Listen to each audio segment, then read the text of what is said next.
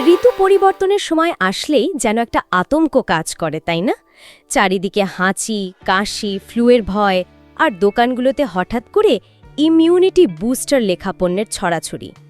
আমরা সবাই সুস্থ থাকতে চাই, কিন্তু এই যে রোগ প্রতিরোধ ক্ষমতা বুস্ট করার ধারণা, এটা কি আসলেই কোনো জাদুকরী সমাধান, নাকি একটা বিশাল মার্কেটিং কৌশল? এটা একটা দারুণ প্রশ্ন তুলেছেন, কারণ আমাদের হাতে হার্ভার্ড হেলথ, সিডিসি আর বিশ্ব স্বাস্থ্য সংস্থার মতো প্রতিষ্ঠানের যে সোর্সগুলো আছে সেগুলো কিন্তু বুস্টিংয়ের ধারণাকে বেশ বড়সড় একটা প্রশ্নচিহ্নের মুখে ফেলে দিয়েছে।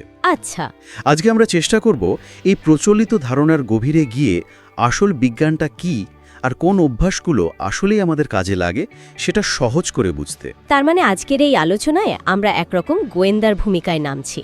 আমাদের কেস হলো কেন আমরা বারবার অসুস্থ হই, আর এই ইমিউনিটি বুস্টার নামক সন্দেহভাজন কি আসলেই আমাদের বন্ধু? হা, দারুণ বলেছেন। চলুন এই তদন্ত শুরু করা যাক। আচ্ছা, তদন্তের শুরুতেই তো আমাদের সিস্টেমটাকে ভালো করে চিনে নিতে হবে। এই যে আমরা বলি ইমিউন সিস্টেম, এটা আসলে কি কোন একটা নির্দিষ্ট অঙ্গ তো নয়, তাই না? একেবারেই না। একে বরং একটা দেশের প্রতিরক্ষা ব্যবস্থার সাথে তুলনা করা যায়। প্রতিরক্ষা ব্যবস্থা? হ্যাঁ, এটা কোনো একটা বিল্ডিং বা সেনা ছাউনি নয়, বরং একটা বিশাল আর জটিল নেটওয়ার্ক। এর মধ্যে আছে কোটি কোটি শ্বেত রক্তকণিকা, যারা হলো আমাদের শরীরের সৈন্য। বাহ। আছে অ্যান্টিবডিজ, যা হলো অনেকটা গাইডেড মিসাইলের মতো। আবার লিম্ফ নোডগুলো হলো নিরাপত্তা চৌকি, যেখানে শত্রুদের ধরে আনা হয়। এর সাথে প্লিহা, থাইমাস, অস্থিমজ্জা সবাই মিলেই প্রতিরক্ষা ব্যবস্থাটা চালায়। দারুণ তুলনা। আমি একটা জিনিস পড়ে বেশ অবাক হয়েছি। আমরা তো ত্বককে শুধু বাইরের একটা আবরণ ভাবি, কিন্তু আমাদের সোর্সগুলো বলছে এটাই নাকি আমাদের দুর্গের প্রথম আর সবচেয়ে বড় দেয়াল। একদম। ত্বক আর আমাদের শ্বাসতন্ত্র বা খাদ্যনালীর ভেতরের যে শ্লেষ্মা, ঝিল্লি বা মিউকোসা, এগুলো হলো প্রথম প্রতিরক্ষা প্রাচীর। বেশিরভাগ জীবাণু তো এখানেই আটকে যায়। ও আচ্ছা। কিন্তু কোনোভাবে যদি শত্রু এই দেয়াল টোপকে ভেতরে ঢুকে পড়ে, তখনই আসল লড়াইটা শুরু হয়। আর সেই লড়াইটা হয় 2 ধাপে। 2 ধাপে? হ্যাঁ, প্রথমটা হলো সহজাত বা ইনেট প্রতিরক্ষা। এটা হলো আমাদের বর্ডার গার্ডের মতো, যারা কোনো পরিচয়পত্র ছাড়াই যে কোনো বহিরাগত দেখলেই আক্রমণ করে। এটা খুব দ্রুত কাজ করে। আর দ্বিতীয় ধাপটা? দ্বিতীয় ধাপটা হলো অর্জিত বা অ্যাকোয়ার্ড প্রতিরক্ষা। এটা হলো আমাদের special commando force. Special force? হ্যাঁ, এই বাহিনী সময়ের সাথে সাথে তৈরি হয়। যখন কোনো নতুন জীবাণু শরীরে ঢোকে, তখন এই বাহিনী তাকে চিনে নেয়, তার দুর্বলতা খুঁজে বের করে এবং তাকে ধ্বংস করার জন্য বিশেষ অস্ত্র তৈরি করে। বাহ! সবচেয়ে মজার ব্যাপার হলো এই বাহিনী শত্রুকে মনে রাখে, তাই পরের বার একই জীবাণু আক্রমণ করলে শরীর অনেক দ্রুত আর শক্তিশালীভাবে তার মোকাবেলা করতে পারে। টিকার মাধ্যমে আমরা আসলে এই স্মৃতিটাই তৈরি করি। দারুণভাবে বোঝালেন। তাহলে আমাদের শরীরের ভেতরেই এত উন্নত একটা প্রতিরক্ষা ব্যবস্থা আছে। কিন্তু তাহলে দোকানগুলো যে ইমিউনিটি বুস্টার লেখা ভিটামিন আর সাপ্লিমেন্টে ভরা, সেগুলোর কি হবে? হার্ভার্ড হেলথের একটা লেখা তো সরাসরি বলছে যে এই বুস্টিং শব্দটাই অবৈজ্ঞানিক।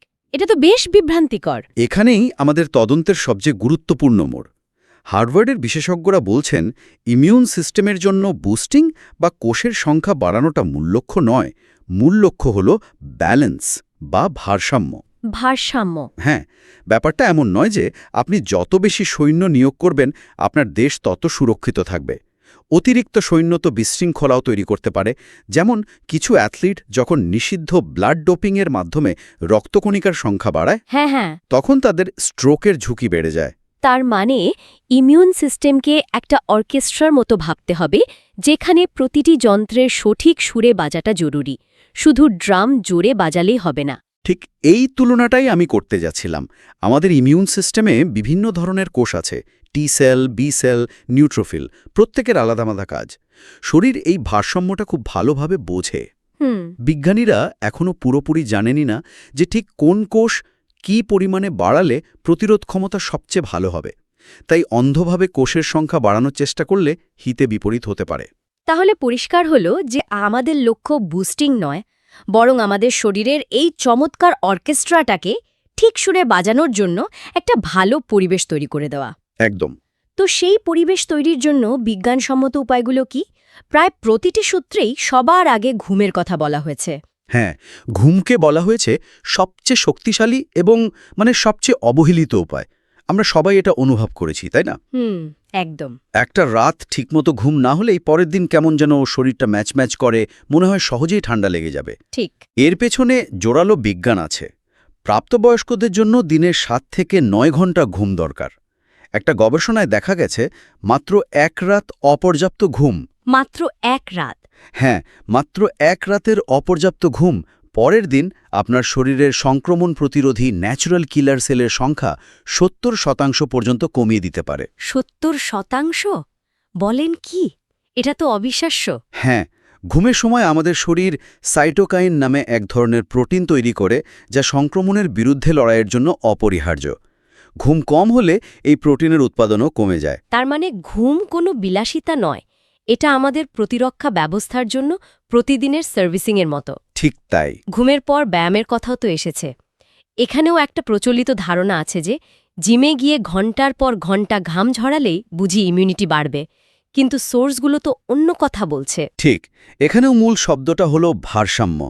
অতিরিক্ত বা খুব তীব্র ব্যায়াম শরীরকে একটা ধকলের মধ্যে ফেলে দেয় এবং কর্টিসল নামক স্ট্রেস হরমোনের মাত্রা বাড়িয়ে দেয়, ওহ আচ্ছা। যা ইমিউন সিস্টেমকে সাময়িকভাবে দুর্বল করে।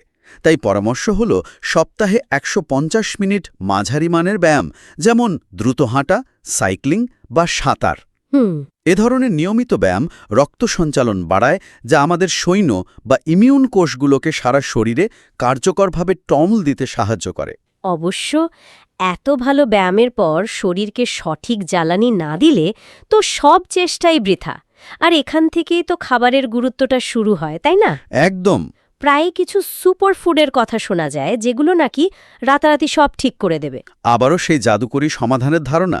কিন্তু আমাদের সোর্সগুলো বলছে কোনো একটা নির্দিষ্ট সুপারফুড নয়, বরং একটা সামগ্রিক সুষম খাদ্যাভ্যাসই আসল। মানে একটা ব্যালেন্সড ডায়েট। হ্যাঁ, WHO আর CDC উভয়ই দিনে অন্তত 5 বার বিভিন্ন রঙের ফল আর সবজি খাওয়ার কথা বলেছে, কারণ বিভিন্ন রং মানে বিভিন্ন ধরনের ভিটামিন আর অ্যান্টিঅক্সিডেন্ট। তাহলে কোন খাবারগুলো আমাদের প্রতিরক্ষা ব্যবস্থার শত্রু? প্রধান শত্রু হল অতিরিক্ত চিনি আর প্রক্রিয়াজাত খাবার। একটা গবেষণার কথা বলি, যা শুনলে হয়তো অনেকেই অবাক হবেন। বলুন। দেখা গেছে অতিরিক্ত চিনি খাওয়ার মাত্র কয়েক ঘন্টার জন্য আপনার শ্বেত রক্তকণিকার জীবাণু ধ্বংস করার ক্ষমতা প্রায় 50% কমে যেতে পারে। 50%? হ্যাঁ, ভাবুন, একটা মিষ্টি পানীয় বা এক টুকরো কেক আপনার প্রতিরক্ষা বাহিনীকে কয়েক ঘন্টার জন্য প্রায় অর্ধেক দুর্বল করে দিচ্ছে। এটা তো একটা বিরাট ব্যাপার। তার মানে ডায়েটের ক্ষেত্রে কি খাচ্ছি তার চেয়েও গুরুত্বপূর্ণ হতে পারে যে আমরা কি এড়িয়ে চলছি। ঠিক। আচ্ছা, আমরা তো শারীরিক অভ্যাসের কথা বললাম, কিন্তু মানসিক চাপের ভূমিকাটা কি? এটা আমরা প্রায়ই এড়িয়ে যাই। অথচ এটাই হয়তো সবচেয়ে বড় ফ্যাক্টরগুলোর একটা। ভাবুন, আপনার শরীর যখন দীর্ঘস্থায়ী মানসিক চাপের মধ্যে থাকে, তখন সে কর্টিসল হরমোন দিয়ে একটা জরুরি অবস্থা জারি করে। এই জরুরি অবস্থায় মস্তিষ্ক তখন অদরকারি কাজগুলো, যেমন হজম বা রোগ প্রতিরোধ, সাময়িকভাবে বন্ধ রাখার নির্দেশ দেয়। সংক্ষেপে আপনার প্রতিরক্ষা ব্যবস্থা দিনের পর দিন দুর্বল হয়ে পড়ে। এই মানসিক স্বাস্থ্যের বিষয়টা শুধু তত্ত্ব কথা নয়, এর বাস্তব প্রমাণও তো আমাদের সোর্সগুলোতে আছে। হেলথ ট্রির একটি লেখায় একজন ক্যান্সার রোগীর অভিজ্ঞতা আমার মনে খুব দাগ কেটেছে। হ্যাঁ, অসাধারণ একটা উদাহরণ। সেই লেখায় রোগী বলছেন, ক্যান্সারের মতো কঠিন রোগের চিকিৎসার সময় শরীর আর মন দুটোই ভেঙে পড়ে। সেই পরিস্থিতিতে তিনি সচেতনভাবে ছোট ছোট আনন্দের মুহূর্ত খুঁজে বের করতেন। বন্ধুদের সাথে মজা করা, নতুন হেয়ারস্টাইল করা বা ঘুরতে যাওয়া। বাহ! এই ইতিবাচক কাজগুলো তার মানসিক চাপ কমিয়েছে। আর আমরা তো আলোচনা করলামই, মানসিক চাপ কমলে কর্টিসলের মাত্রা কমে, যা সরাসরি ইমিউন সিস্টেমকে ঠিকভাবে কাজ করতে সাহায্য করে। একেবারে তাই। এর পাশাপাশি হাইড্রেশন বা পর্যাপ্ত জলপান আর ভিটামিন ডি এর কথাও তো এসেছে। একদম। জল আমাদের শরীর থেকে বিষাক্ত পদার্থ বের করে দেয়, আর ভিটামিন ডি তো ইমিউন কোষগুলোকে সক্রিয় করার জন্য একটা সুইচের মতো কাজ করে। আচ্ছা। সূর্যালোকের অভাবে, বিশেষ করে ঠান্ডা জলবায়ুর অঞ্চলে এর ঘাটতি খুব সাধারণ। সেক্ষেত্রে চিকিৎসকের পরামর্শে সাপ্লিমেন্ট নেওয়া যেতে পারে। আর ধূমপান বা অতিরিক্ত অ্যালকোহল, এগুলো তো সরাসরি আমাদের প্রতিরক্ষা ব্যবস্থার ওপর হামলা চালানোর মতো। ঠিক। আমরা একেবারে শুরুতে ত্বকের কথা বলছিলাম, যেটা আমাদের প্রথম প্রতিরক্ষা প্রাচীর। এই প্রসঙ্গে অ্যালোভেরার ব্যবহার নিয়েও একটি লেখা ছিল আমাদের সোর্সগুলোতে, তাই না? হ্যাঁ, ওটা একটা দারুণ প্রাসঙ্গিক উদাহরণ। অ্যালোভেরা এক্সিমার মতো ত্বকের সমস্যায় উপকারী হতে পারে। এক্সিমা হলে ত্বকের ওই প্রতিরক্ষা প্রাচীরটা জায়গায় জায়গায় ভেঙে যায়। তখন জীবাণু সহজে ঢুকতে পারে। ঠিক, অ্যালোভেরার অ্যান্টিমাইক্রোবিয়াল গুণ সেই ভাঙা প্রাচীর মেরামত করতে এবং সংক্রমণ প্রতিরোধে সাহায্য করতে পারে। তবে সেই সোর্সেই একটা জরুরি সতর্কবার্তাও ছিল। কি সেটা? অ্যালোভেরারে ত্বকের একটি ছোট অংশে পরীক্ষা বা প্যাচ টেস্ট করে নেওয়া উচিত, কারণ প্রাকৃতিক হলেও কারো কারো এতে অ্যালার্জি হতে পারে। তার মানে কোনো সমাধানই সবার জন্য একরকম নয়। একদম। তাহলে আমাদের আজকের এই দীর্ঘ তদন্ত থেকে যা বেরিয়ে এলো তা হলো রোগ প্রতিরোধ ক্ষমতা কোনো সুইচ নয় যে একটা বড়ি খেয়েই অন করে দেওয়া যাবে। ঠিক। এটা আসলে আমাদের দৈনন্দিন জীবনের ছোট ছোট স্বাস্থ্যকর অভ্যাসের একটা সামগ্রিক ফল। এবং সবচেয়ে বড় শিক্ষা হলো বুস্টিংয়ের সরল ধারণার চেয়ে ভারসাম্য বা ব্যালেন্সের ধারণাটি অনেক বেশি গ্রহণযোগ্য এবং বিজ্ঞানসম্মত। আমাদের শরীর একটা জটিল অর্কেস্ট্রা, একে সমর্থন করার জন্য একটা সামগ্রিক দৃষ্টিভঙ্গি দরকার। আমরা মূলত ব্যক্তিগত অভ্যাসের কথাই বললাম। ভালো ঘুম, সুষম খাবার, পরিমিত ব্যায়াম, মানসিক শান্তি, এগুলো সবই আমাদের নিজেদের হাতে। কিন্তু একটা প্রশ্ন শ্রোতাদের ভাবার জন্য রেখে যেতে চাই। আমাদের ব্যক্তিগত রোগ প্রতিরোধ ক্ষমতা আমাদের চারপাশের পরিবেশের উপর কতটা নির্ভরশীল। যেমন একটা সোর্সে ভালো ও পরিষ্কার বাতাসের কথা বলা হয়েছে।